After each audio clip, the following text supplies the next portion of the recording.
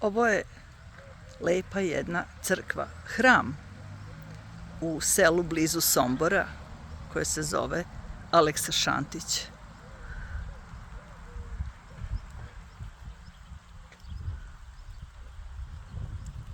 Aleksa Šantić je bilo uvek jedno od boljih somborskih sela, bogatijih, uređenijih, sa dobrom i poljoprivredom i industrijom. Sada je se to malo promenilo, ali da kažemo da će biti nade i šanse da se to promeni i da se nastavi ta ista tradicija lepote i uređenosti. Eto tako. Samo da vam pokažem gde se nalazim. Malo pada kiša, ali i to je u redu. Pozdravljam vas.